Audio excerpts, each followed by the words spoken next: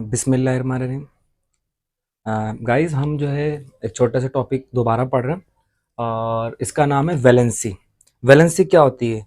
जो हमारे पास जो एलिमेंट्स होते हैं उनके जो आउटर मोस्ट शेल होता है, जिसमें आखिरी जो इलेक्ट्रॉन होते हैं जो केमिकली रिएक्शन के अंदर पार्टिसिपेट करते हैं, और उनके पास ये सलाहियत होती है कि वो आखिरी शेल जिसमें जितने भी इलेक्ट्रॉन होते हैं वो दूसरे किसी एटम के से मिल के एक केमिकली बॉन्ड बना लें।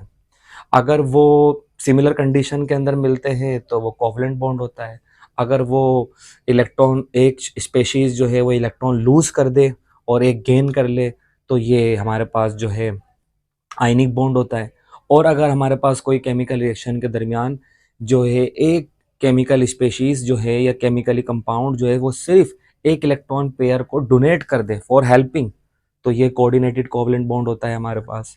जब भी हमारे पास बॉन्डिंग होती है, जब भी केमिकल रिएक्शन होता है जिसके अंदर दो एलिमेंट्स का आपस में मिलाप होता है, तो जो एक एलिमेंट होता है हमारे पास, वो जो एलिमेंट है उसके पास जो पावर है कि वो कितने इलेक्ट्रॉन को लूज करके सामने वाले के साथ केमिकली कंबाइन हो सकता है, जो वो कुवत है, उसको हम क्या कहते हैं? वैलेंसी कहते हैं।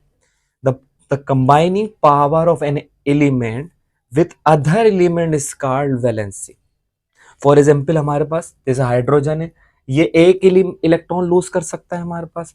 कार्बन जो है वो हमारे पास इसके आखिरी शेल के अंदर 4 इलेक्ट्रॉन है, तो ये 4 बॉन्ड बना सकता है। इसका मकसद ये है।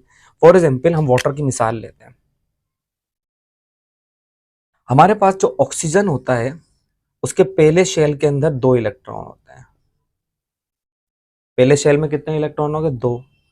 दूसरे शेल के अंदर इसके पास हमारे पास 6 इलेक्ट्रॉन होते हैं, क्योंकि इसका एटॉमिक नंबर हमारा, तो पहले शेल में 2 इलेक्ट्रॉन हो गए, दूसरे शेल के अंदर हमारे पास इसके बाद 6 इलेक्ट्रॉन हो गए। अभी इसको अपना ऑक्टेव कंप्लीट करने के लिए 2 मजीद इलेक्ट्रॉन की जरूरत है।